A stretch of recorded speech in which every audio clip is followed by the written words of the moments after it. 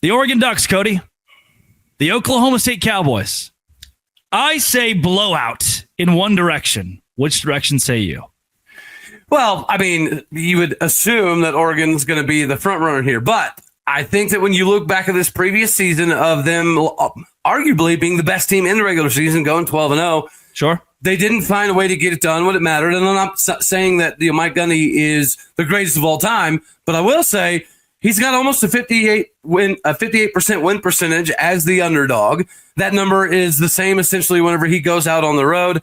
The seasons that Oklahoma State overperforms are the seasons where we're projected to be at the bottom half of the league. It doesn't happen often, but when it does happen, those are the years that Mike Gundy comes up out of nowhere and we have a magical season. Not to mention the fact Dylan Gabriel is very underappreciated, and I don't think they're going to realize that until this season takes fold. Dante Moore in the spring game looked horrendous, Drake.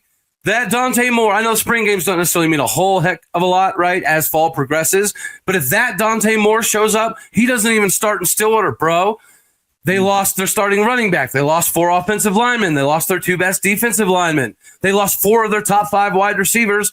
And a large portion of the dudes that they expect to fill the void are backups. Is that a bad thing? No. Is Oregon great at development? Yes. But it's unproven. It's untested. And that is yet another reason why I think Oklahoma State is going to have a benefit here. We open the season with UT Martin. Are we going to show anything to them? No.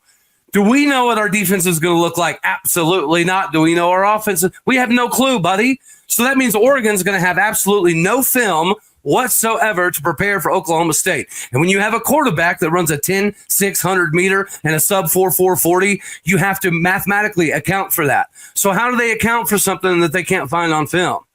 How do they account for the fact that the defense is now an SEC-style defense with a lot of NFL things plugged into it? The adaptation for both teams is not going to show up in week 2. So it's like, shooting craps or throwing a dart at a dartboard. You don't know what you're going to get. And I think that actually is beneficial for Oklahoma State. And lastly, Drake, Oregon is very arrogant. Always have been, always will be. They will underestimate Oklahoma State, full stop. The fact that they're going to look at the statistics last year and say, well, that was the 138th ranked defense in America. We're going to stomp on them. Newsflash, you don't have Dylan Gabriel. You did bring in a nice tight end. You did bring in Evan Stewart, phenomenal potential wide receiver from Texas A&M. I like some of those gets. And Barry Alexander, probably a good addition. But they have no idea what they're going to look like. And they have no idea what we're going to look like. All I know is we've got former 5-star All-Americans like J.K. Johnson from Ohio State. We got a dude from LSU. We got Mordecai McDaniel from Florida. We got Jandamian Bradley from Tennessee. If you're looking at the stars and the ratings and the potential, Oklahoma State finally has all of that.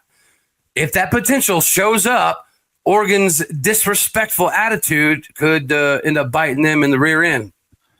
Oklahoma State at the quarterback position. Does it matter? At BYU, I would argue that the defense matters. I would argue that the offensive line matters and that your running back matters. It's special teams. Yeah. They didn't win because Retzlaff was great last year. It's why his loss might not be the worst thing in the world or the end of the world. Oklahoma State, could you argue the same this season? I think you very well could. I think, again, Haas Haney, put this in perspective. Josh Hoover had a phenomenal season. Yeah, Josh Hoover had a top 3 Big 12 season, a top 25 NCAA collective season. But yet somehow Haas Haney was so talented that they were pulling Josh Hoover out of the game to put Haas Haney in running packages. Mm-hmm. Did he throw the ball? No. But I think that works out in our favor. They have to respect his speed. Whenever you have a quarterback that can run up and down the field with your fastest wide receivers, that's a problem. And then you have to take into consideration Zane Flores, your traditional 6'3", 220-pound quarterback that also runs a 4.5 40. The Nebraska Player of the Year, Gatorade Player of the Year, still the all-time passing leader in the state of Nebraska. That guy is just waiting to burst out of the scene. So between those two quarterbacks, I don't know what you prepare for. And we changed our offense. We're not going to do the old school concepts that we were using to benefit Ollie Gordon. It's going to go back more to an east-west directional, zone blocking scheme, cutbacks for the running game. This is going to look entirely different. Doug Meacham was the guy that ran the Brandon Whedon, Justin Blackman show. Yeah. He's also the guy that ran the Trayvon Boykin TCU show. He is now bringing this recruiting acumen to Stillwater, which he's from. He blocked. He was an offensive lineman for Mike Gundy, Barry Sanders, Thurman Thomas back in the day, bro. He brought that connection home. The recruiting is showing out, and the expectations in Stillwater are going to increase. And lastly, I'll leave you with this. Oregon, they have a lot to prove, but we have more to prove. Todd Grantham, coming over from the NFL, has to prove to people that the Florida instances were not always going to be a career definition. These coaches are here to send a message, and they know good and daggone well to continue this top 25 hovering recruiting class. You got to win these ball games. So this is potentially a Super Bowl approach for us, and this is going to be a regular game for them. I love it. Is it fair to say if Oregon loses this game, they still have a very good shot at the college football playoff? Yes, well, especially if we take that and catapult it into a successful Big 12 title run. And I'm not saying that we're going to win the Big 12 title, Drake, nor am I saying that we're even going to get there. But what I am saying is our record is very, very much like 2023. Were we the most talented team? Not necessarily, but the schedule's set up right. We won a lot of close games. A lot of things fell in our favor. The same thing happens this year. We don't play BYU. We don't play Arizona State. We don't play a lot of the heavy hitters in the league that have traditionally been a problem for us. So I think it's going to be a good season. And I think Oregon is going to catapult us into a different hemisphere. Sure. If it's fair to say that Oregon could still make the college football playoff after beating Oklahoma State, I want to emphasize, this kind of builds off your point, the idea of Oklahoma State going to the college football playoff after a loss to Oregon is very tough for me to wrap my mind around, which is not a bad thing. It just proves, again, this game means exponentially more for Oklahoma State, and I don't think it puts you at a disadvantage. Hey, no, I think you're spot on there because the perception nationally on the Big 12 is always going to be down until we do something to prove it, right? TCU's got to beat Michigan, and they've got to win a natty. Arizona State has to beat Texas and make a little bit of, like, we're not doing that. So the Big 12 hasn't lived up to the expectations yet.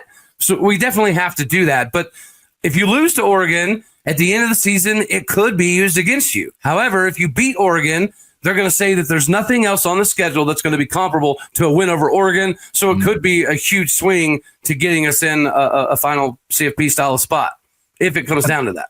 I think so. And to clarify, I don't think what you're saying, again, is that Oregon or Oregon State will necessarily be locks for the college football playoff, and Oklahoma State won't either. And even that Oklahoma State won't be a lock for the Big 12 championship. Even after beating Oregon, it could propel you to a championship caliber season or a very quality season, but maybe not necessarily a conference title win. But this is the kind of victory that puts Mike Gundy back in control, at least.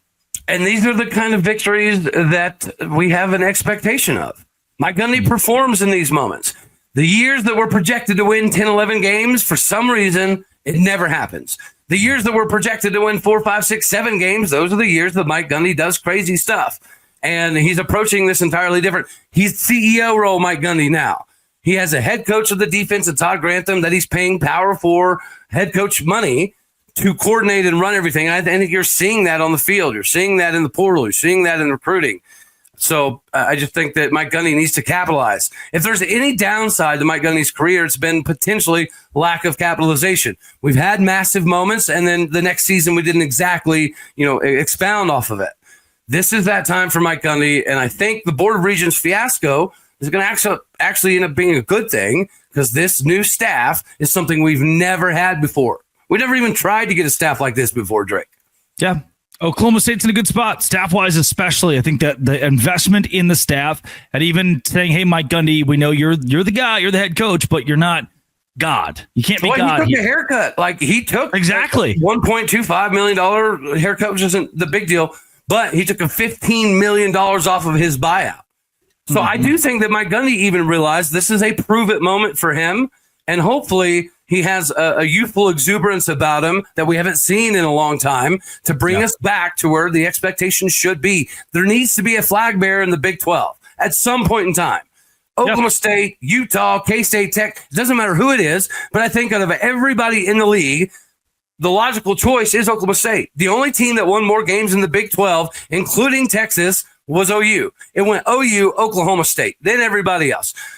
Whenever you put that in perspective, we need to capitalize. This is a capitalization moment. Oregon would be a capitalization game for Mike Gundy, and it could send the trajectory for 2025 into that Big 12 title CFP conversation.